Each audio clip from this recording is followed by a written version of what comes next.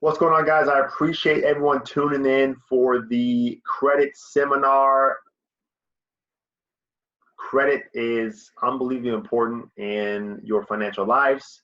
From the moment you are able to your legal age and able to purchase things, it's super important just to be able to have great credit. It impacts you tremendously in your lifetime. So that's what we're going to talk about today. We're going to discuss it. We're going to go over it. I'm going to show you how to go from poor credit to excellent credit, steps you need to take, and how to get there. So stay with me, stick with me. Should be about 20-minute webinar here and a lot of value out of it. So let's go ahead and get started. I will leave this up so you can kind of see me here as well. I'll maybe put it over here, see where we can put it for you guys. But let's go ahead and get started. All right, so let's talk about credit. Presented by me, Andrew Atakpo. And first things first, I wanted to discuss a little bit of my story. So why I'm talking about this, why it's important, how I learned about it, and why I got into it. So like I said, my story. So college is where I got my first credit card. Now, my mom told me, hey, you should get a credit card. This was about my sophomore year in college. And let me just show you. This was me around that time, all right? Sophomore year in college. This photo was taken a little bit before sophomore year. But so my first credit card, I got it. I was told not to run it up, not to spend a bunch on it, and just pay it off every month.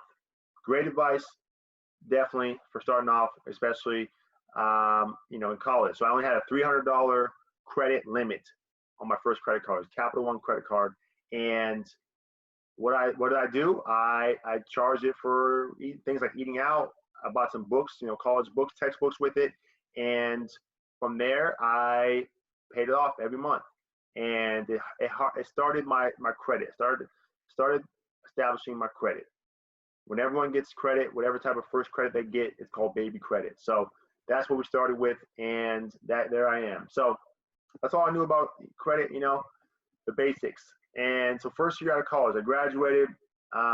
Here's me, right? This is a lot of us. I feel like right after college, we kind of get that first big boy job. We think we made it maybe, or we're making much more money than we typically were in college, especially, right? We get a big boy job, and and we think that we can buy the things that we didn't have, right? I mean, why not? So this was me. I'm partying. There's a cruise ship behind me. I'm partying with my mariachi band friend here, and all is good, right? However, no, because I'm actually during this time putting a lot of money on my credit card, spending, swiping. I kind of lost track of paying things off, and I'm running up my credit card.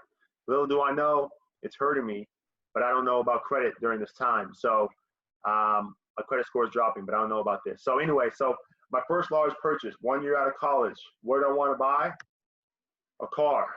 Not only one, but two. So I'll tell you the quick story. So this is where it was that I had an aha moment of, man, I need to figure this credit thing out. So I went in to buy, actually, I didn't even buy a lease. I went in to lease my first car, and it was on the right there, the Hyundai Genesis. So that's one right here. So I went in, my credit score was in the low sixes, and I wanted to lease a car. I thought, I have some money to put down.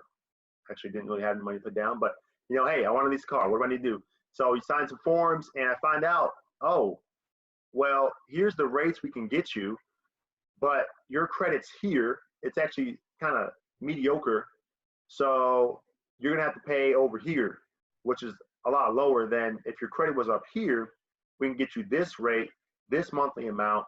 It's a lot less. I didn't understand any of that. I was like, wait, what? What do you mean? If my credit was here, I thought, you just get me. I want to lease a car. Let me lease a car. It's X amount. It's a straightforward standard payment every time. But no, I didn't know that. I found out that if your credit is lower and worse, you will have to pay more for the same thing. I found that out the hard way. Now, luckily, I had a cool finance director at the dealership. He kind of helped me out. He worked with me. He bumped me up. He was able to make some phone calls and bump me up a little bit to a couple higher tiers of credit in order to get a better monthly payment. Was it the best? No. But was it better than where I was? Yes. So I did get lucky with that. But I started to understand, wow, that's really crazy. That's really weird. I didn't know your credit meant that much. Now, I went and made another dumb mistake, and I went and leased this other car on the left here like 4 months after I got this one. I traded this one in and leased this one instead, Infiniti Q50. I don't know, I'm a car guy. I love cars, and like I said, yeah, I'm out of college. I'm thinking I'm making it with a big boy job, and so I go and do that. Don't do those things. It's a waste of money, and they're really, really not beneficial to you. So during this time, my credit hasn't improved. It's probably decreased because now I have a lot of money going out to pay for these cars, and I'm kind of thin on my monthly savings. So credit card debt is going up. Now, 2 years out of college, I have an aha moment, and that's when I read this book, Rich Dad Poor Dad. If you haven't read it, it is a standard financial book that's really just that aha moment for everyone. Just kind of removes the lens, the blurred fog lens of money and what it is and what it means and what we're taught and not taught. And so that's my aha moment here, understanding the difference between assets and liabilities. Those cars were liabilities. I do not have any assets, and understanding the importance of just saving. So great book, check it out. Second book was Tony Robbins, Money Masters the Game. This second book I read during that time that really shifted and changed things as well. This book really helped me understand that money truly is a game that you have to understand and learn about in order to master it. You can't just, if you don't know how to play basketball, know the rules of the game, you can't just walk in on the court, put your shoes on, and expect to be good at it. You got to know the rules, then you got to practice, and then you got to master it, right? I mean, there's steps to it, right? I got the guys behind me. These guys, they never just walked on the court and expected to be great. Sure, they have talent, but you have to know the rules of the game in order to improve. And then you got to practice, and then you got to master it. So same thing in life, same thing with money, crucially important. So the last part here, now fast forward to today. Here I am. I'm a financial advisor. My credit score is 819, and I really have a passion for finance. This little timeline here taught me so much. And if I didn't know about it, how many other people don't know about it and haven't learned about it, whether in school, whether through their parents, through who knows, who you name it, who's going to teach us about it. So I've taken on a passion for it and a personal responsibility to really try and help as many people as I can in understanding more about finance and credit. Understanding credit is a huge part of it. So here we are. Like I said, I want to help others reach financial literacy and financial independence. So that's my story. I'm sticking to it. So what do you need to know about credit? Why? What do you need it for? So finance purchases. If you're going to finance anything, you need credit.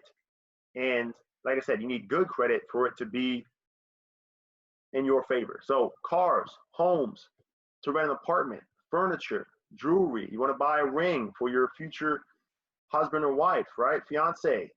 Appliances. You want to buy that new TV, refrigerator, couch, you name it. Even cell phone plans today.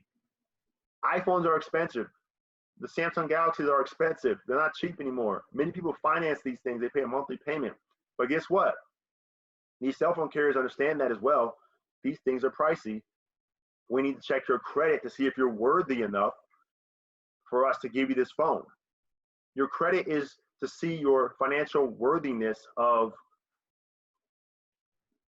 who you are. That's what it is. So even to get a plan, you have to have credit for it. Background checks for certain jobs and opportunities. That's huge as well. More and more often, certain jobs, a lot of different jobs, companies will check your credit as a part of their background check to kind of see where you're at. See, are you a financially responsible person?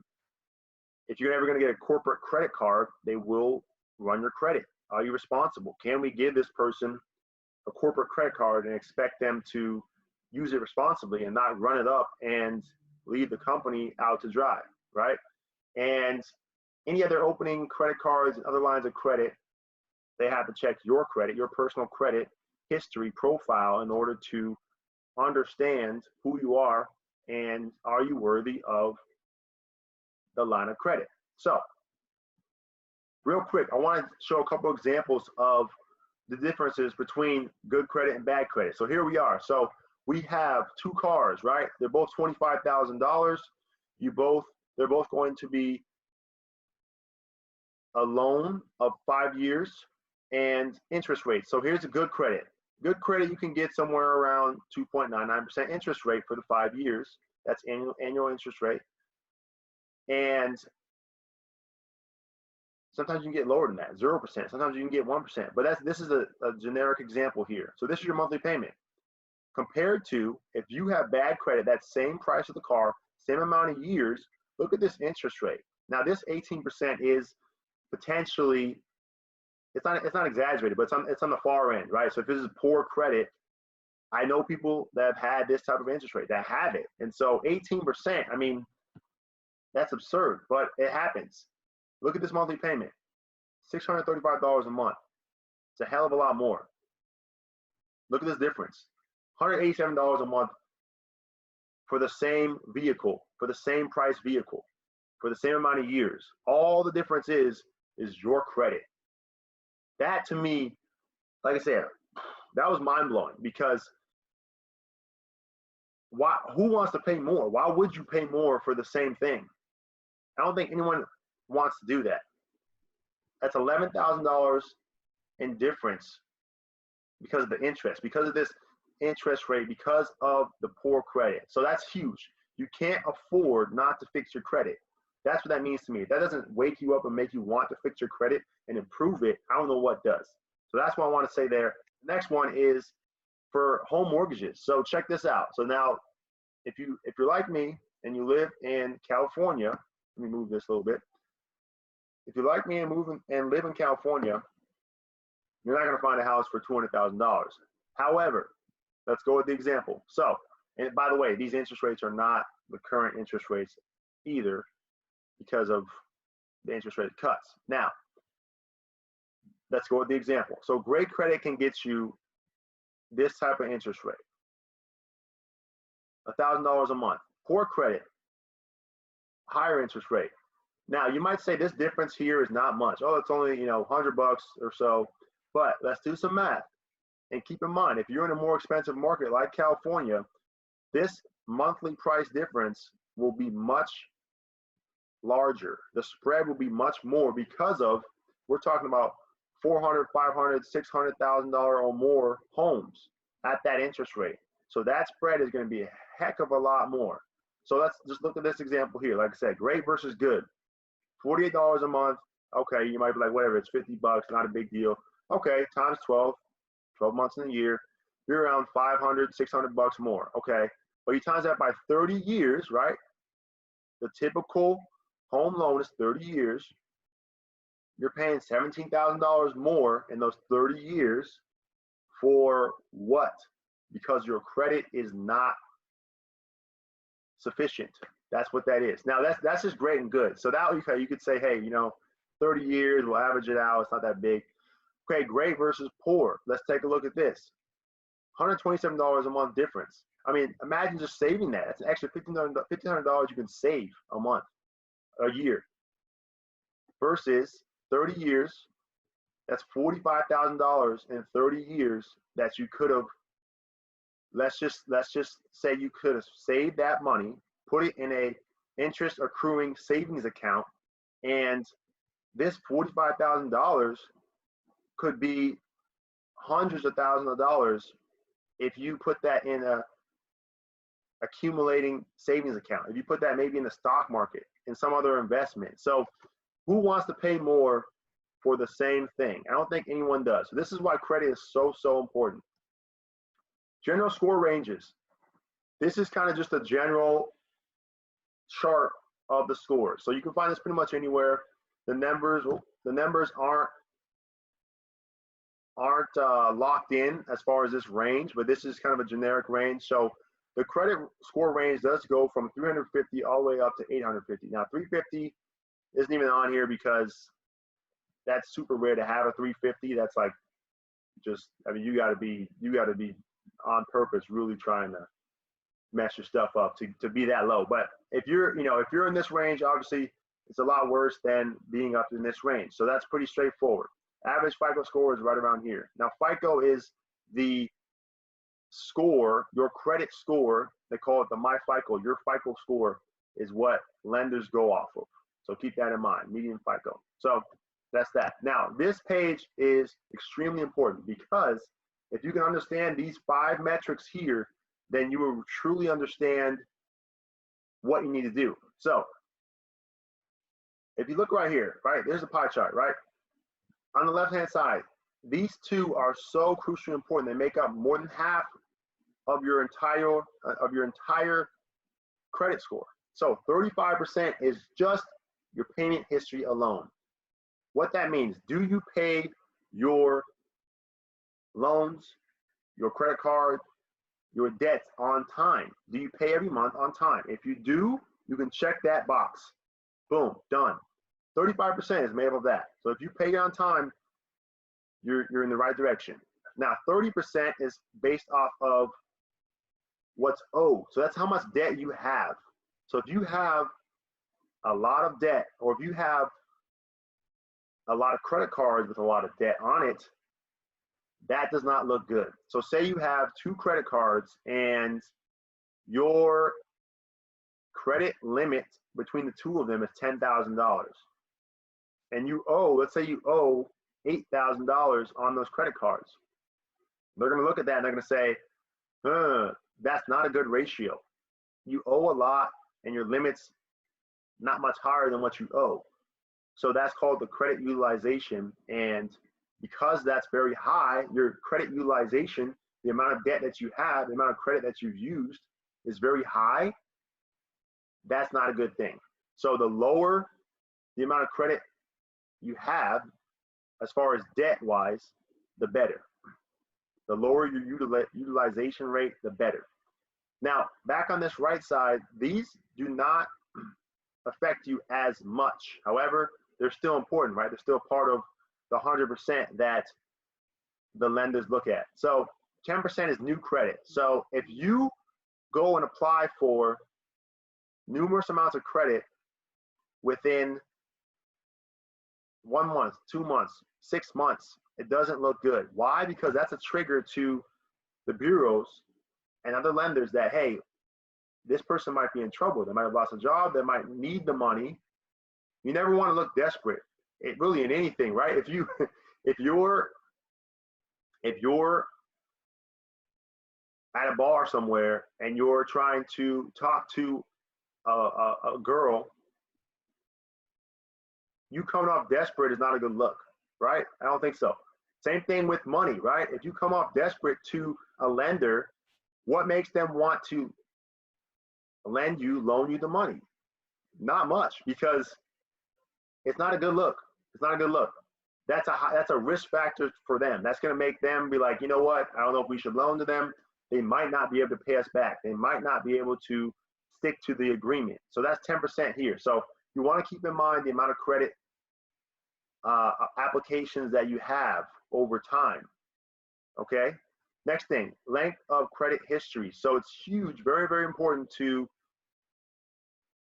keep your oldest credit card. Whatever credit card you first started with, keep it and keep it open. That's huge. We'll talk about that more. But your credit history. So that's just your relationship with credit.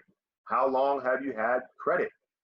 This goes back to, if I'm your friend and you've known me for 10 or 15 years, even 5 years, we're going to have a pretty good relationship potentially, right? Or you're at least going to be like, oh, I know this person, I can trust them, or I can't trust them, right? One or the other. But you're gonna know me and have known me for a longer amount of time, which allows you to have more of a judgment on me, good or bad. Versus if you are very, very new to credit, if I just met you or you just met me last week, and now I'm asking you for $100,000 to loan me, you're probably not going to give it to me, right? Because you don't know me. You don't know who I am, what I'm about, what I do for a living, any of that. So that's the same thing with lenders. The more they know you, the better off it is. The more money you can potentially get, and the better your score can be. So that's that. And the last part here is the 10% credit mix. So this has to do with simply what type of credit, what type of debt do you have? Do you have just credit cards? Do you have a mortgage? Do you have auto loans, student loans, anything? It can be any of those different things. So that's that. Super important to know these. And like I said, if you hit these two on the left, you have these down, you're in a really good place. So keep it up. Now, the 24-month look back period. This is crucial. A lot of people don't know about this. And basically, it's like life. If you make mistakes and slip ups in your past, it happens. It's okay. The biggest thing is to learn from them and move forward. Same thing kind of with your credit. So it's almost like, just like our memories, right? So like if you wronged me last week, chances are I'm going to remember it within the sooner it was from happening, the more I'm going to remember it, right? The further and further away it goes as far as time, right? If that happened a year ago now, I might not remember it. I might not even care because, right, it's been a year and you haven't wronged me in a year. You haven't lied to me in a year. Just like with your lenders. If you have numerous late payments and then you shape it up and you stop having late payments, then that's what we call a clean streak, right? So for 3 months, if you have a clean streak of no late payments, that's going to trigger and that's going to look good on your credit. Now, if you can double that and do 6 months, it's going to continue to look good and your credit's going to continue to go up as this happens. So these are the trigger points in which these things happen. So 3 months, 6 months, 12 months, and 24-month time marks. The longer you have good reporting, the longer you have good reporting as far as payment history, low credit utilization, very few or zero new credit inquiries, right? The longer time goes on, the longer your length of history, right? And then credit mix. That one doesn't tie in so much, but the more mix can potentially be better. But the longer you have those things, the better it's going to look. Like I said, if you have mistakes in the past, it happens. The main thing is to learn from it and fix it. So if you had a late payment a year ago, your credit score is going to be much better than if you had it 3 months ago. So same thing. And after 24 months, it's kind of like you wash your hands of it. It may still show on your credit report, but after the 2-year mark, it's very insignificant. So that's something to keep in mind as well. And the last thing, like I said, fix the issues, move forward, move past from them. So this right here, take a picture of this, screenshot this, put it on your wall, whatever you need to do. Monthly credit commandments. If you can stick to these things, your credit will continue to improve and get better from today on, if you start today to do it. So never miss a payment. Never, ever, ever, ever, never, never, ever. I was going to say never, never, never, ever miss a payment. Do what you need to do. Don't miss a payment. It's not good at all. It hurts your credit tremendously. Don't miss a payment. Second thing, never have a late payment. So set your alarms, auto pay, calendar reminders, whatever you need to do in order to not have a late payment. Have your friend call you every month. Did you pay your credit card? Have your mom call you. Whatever you need to do. Don't have a late payment. Next thing, never pay just the minimum. A lot of people don't know this. You know, there's, especially for credit cards, it'll say on your statement the minimum amount you're owed or you have to pay. Minimum amount that you owe. So typically that's like $25 to $35 on a credit card. That's if your balance isn't that high. Typically, that's what it will say. It will tell you every month on your statement for a credit card, your minimum amount. Never pay just the minimum. Why? Because it's a negative trigger to the lender. Now you might be like, well, why is that? I'm still paying what they told me. But it's kind of like, it's just, it's a tricky game. But basically, it's not a good look to them, because if I landed you $100 and I said, just give me back my 100 in the next 4 months, right? Pay me $25 a month, and you pay me the $25 a month. Okay, it's like, okay, great. But if you paid me 30 each month, a little bit faster, right? I get my money back a little bit faster, and it's a better look for me. I'm like, okay, this guy wants to pay me back faster. This guy has the money to do so. Maybe he's not struggling. It's just a better look for you overall. So never pay just the minimum. If you can pay even just $5 more, it will allow your credit to continue to increase over time. I've done this over the past. When I was in credit card debt, sometimes I couldn't pay the full amount. Sometimes I couldn't pay the whole card off, but I made sure I would always pay above the minimum. My minimum was $25, I would pay 30. If my minimum was 35, sometimes I pay 50. Whatever I could do to pay above it, it looks better, it triggers better, your score will continue to increase. Next thing, so keep all your revolving credit under 20% utilization. So what does that mean? So, like I said before, the utilization is the amount that's owed.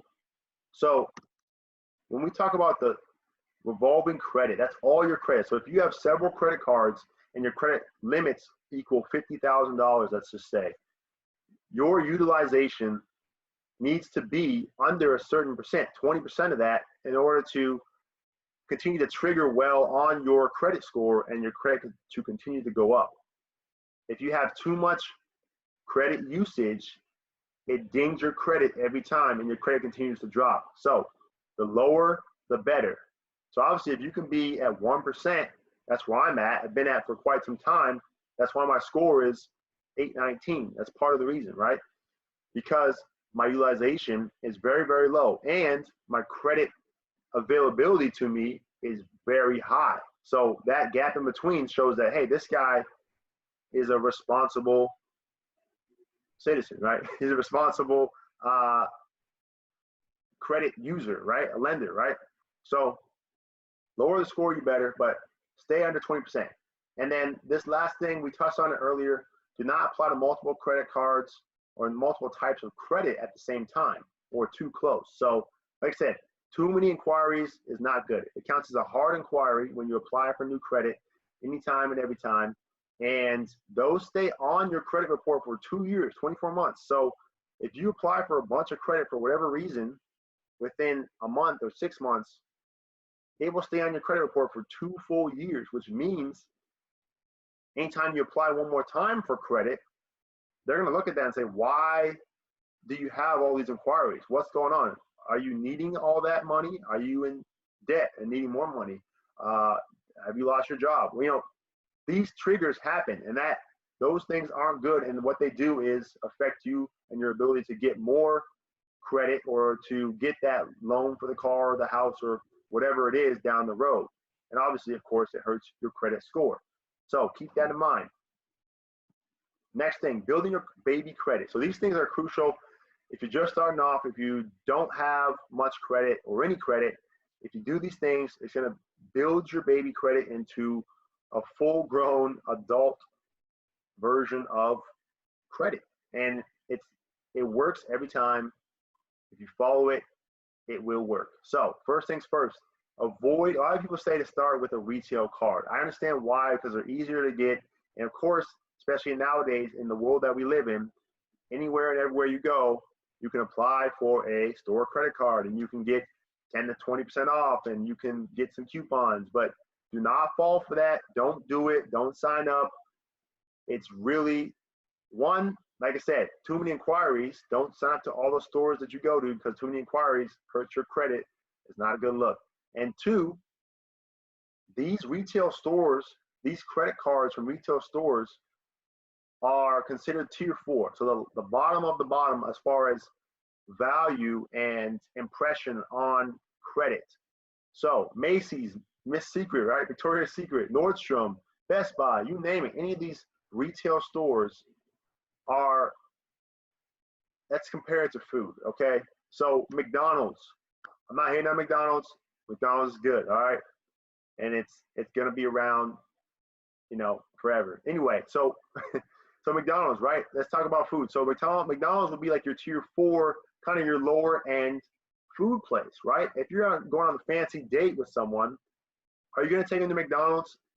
Chances are probably not. You're going to go somewhere, if you want to impress the person, somewhere nice, somewhere fancy, more like a higher end place, right? So that's kind of the same with these credit cards. When you have a lower tier end, tier 4 card, lenders don't look at that as favorable as a higher end card, which would be like a tier 1 card, which would be something like a credit card from a large national bank like Chase, Wells Fargo, Bank of America. These places have the highest view from a lender as, okay, this person, they have this card, they've shown they're responsible with it, your credit's going to go up faster and better because of it. A lot of times, I've seen it happen many times when someone has 3, 4, 5 retail cards and they think they're building their credit because they're swiping and paying things off, but then they go and try and get a auto loan because now they need a new car or want a new car, and the dealership says, hey, you have baby credit still and you can only qualify for X amount of money, or, you know, we can't even loan you this amount because you have baby credit. And you're like, what do you mean? I have all these credit cards, I've had them for years. But it's like, well, you have these retail cards. It's a big difference between these retail cards, which are tier 4, and a large bank card. Huge difference. So if you can avoid getting these retail cards, get a national bank credit card. Chase, Wells Fargo, Bank of America are all tier 1. And all you need to do to help build your credit, start building your credit, is use it for your daily things. You go out to eat, Chick-fil-A, Chipotle, those are my top 2 places, love them. Go to the movies, any of those things. Swipe your credit card that you just got from the large national bank, and make sure you pay them off every single month. Small purchases, pay them off every month. This will help you build your credit, and it will look very, very, very favorable when you do these things. So understand that that's what you need to do. And another thing is, if you have student loans, start paying on those. If you have them, you need to start paying on them. It's so important because it also shows up favorably on your credit profile. So when you start paying on them, it'll show up and it'll look favorably on you that you pay them. It's another good appearance on your credit report. Don't let them go on the default. Don't defer them forever. Start paying on them. And the last thing, if you don't want to get a credit card and start building your credit that way, if you don't have an auto loan, if you don't have student loans, you want to start building your credit somehow, some way. So ask your landlord or utility company, you can do this, to reflect your positive payment history to the credit bureaus. You can actually do that, and it'll show that, hey, this person, they pay their bills on time, they pay their rent on time, and it'll report to the credit bureaus, and you'll be able to show that you're a valued creditor and you pay your bills. So it'll show up positively. So that's there. The next thing is the do's and don'ts of credit. So no matter the card, do keep your oldest line of credit or credit card open. Like I said, my oldest card is a Capital One credit card. Now, I used it in college for books and eating out. I haven't used it much since, but I haven't closed it. Why? Because it's my oldest credit card. So I've had it for, at this point, 8 or 9 years, which means my length of credit on my credit report is much longer. That looks good on my end. So you don't have to use it if you have other cards or this or that, but keep it open. Next thing, don't go over 38% utilization on a single credit card. This is a negative trigger. So we talked about utilization earlier, and I know I said don't go over 20%, and that's definitely to keep your credit score continuing to go up. But if you go over 38%, it's almost a guarantee that your credit score will continue to decline. This happened to me early on when I was out of college, and I was kind of living off some credit cards because I didn't have a job for a little while, right? And I needed to buy food and stuff. And of course, I was still going out and doing stuff. So anyway, you need to keep it under 38%. Because if you're above that, which is what I happen to have, I only had a very low credit card limit, maybe 1,500 at that point, and I was pretty much maxing out my cards around $1,300, $1,400. And little did I know, my credit score was tanking at this time. No one told me that. I didn't know, and it was definitely a negative trigger. So don't do that. For excellent scoring, if you keep your credit utilization under 7%, that is huge. Like I said, my credit utilization right now is currently around 1%. It's been that way for quite some time. And if you can get under 7% for your overall credit utilization, which has to do with your credit cards, then your score will continue to trend upwards and in a fast and a rapid way. So keep that in mind. And lastly, don't ever charge a carry balance of 95% of your total credit card limit. So I kind of touched on this again. However, this also applies to large purchases. So say you go and you want to buy a couch, you want to buy a TV, something large on your credit card, you want to pay for it.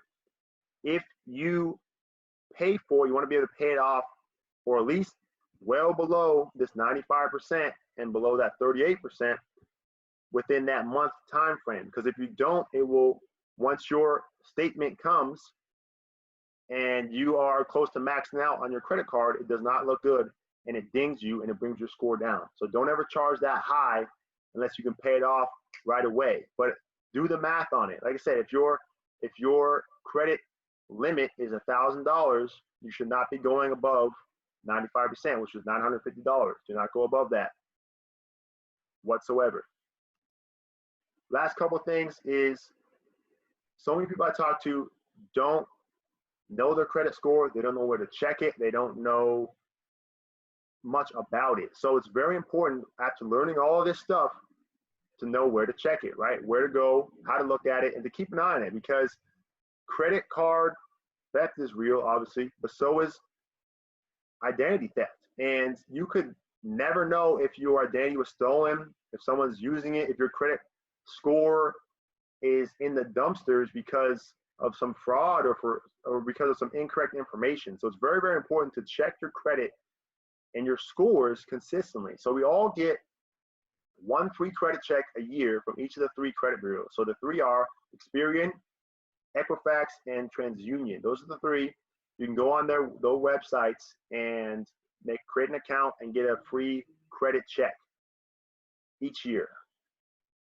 Other place I recommend is going to myfico.com, because this actually gives you a full 3 bureau report. So that's all 3 of the bureaus on one report. Very, very detailed. It explains, to me, way more than just the bureaus do in general, and it breaks everything down. So I would recommend that as well. That one, however, they do charge, it's around $30 or $40 for the full report. I think it's worth it. But for starters, definitely just go to the credit bureau's website, check your credit, see where you're at, and then start applying all that you've learned today. Start applying these things and putting it into action to build your credit. The sooner you start, the better. Like I said, it's crucially important to know what your FICO score is. And one last thing on this, when I say FICO, that's why I say you need to go to these 3 bureaus or myfico.com, because these tell you the true and accurate scores that you have. Things like Credit Sesame, Credit Karma, Credit Yo Mama, no, that's not a website, but things like that are inaccurate, because a lot of times, I've seen it happen, you go to those sites because all the advertising, right, you see it on TV, the website, the internet's are all over, and you think you can go there, credit free account, and check your score. However, your score is incorrect. I've seen it happen. People have gone thinking their score is way higher than it truly is, because your MyFICO score is what lenders go off of. Your FICO score is what lenders go off of.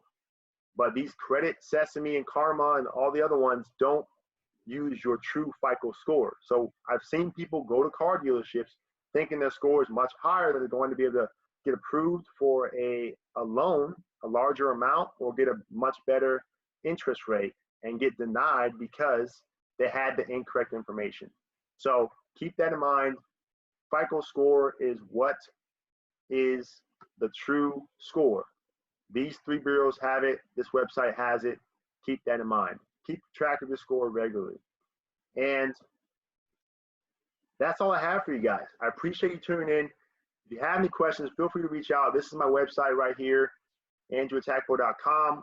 I have plenty more of great insights on finance, financial literacy, saving, budgeting, cutting expenses, you name it, it's on the website. If you have any additional questions, you can reach out to me there as well. And I do also have a financial coaching program. So it's 4 weeks, and we go over numerous topics to get you from point A, which is kind of all over the place, into, I don't want to say point B, but to the end of where you need to be. We get your foundations right. I teach financial foundations on getting you right, from budgeting, how to actually save, emergency funds, cutting expenses. I talk about more about credit. We talk about getting you set up financially for the future. Talk about life insurance, all these different things. So if you're interested, you can reach out to me on my website, or you can connect with me via my YouTube channel as well, and we can set up time to talk. Lastly, like I said, I'm a financial advisor, so I want to help people reach their financial goals with saving, with retirement, investing, insurance, and really creating a legacy and a great financial future for you and your family. So I appreciate you guys tuning in. Thank you very much for listening. I hope you learned something, and let's take care of our credit, guys. It's so, so important, so crucial from now to get started on it. So when you really need it, it's in the best possible place it can be. It's going to save you money now and in the long term, and it's going to set you up to be in a much better place financially. All right, guys, take care. Have a good one. Appreciate you tuning in.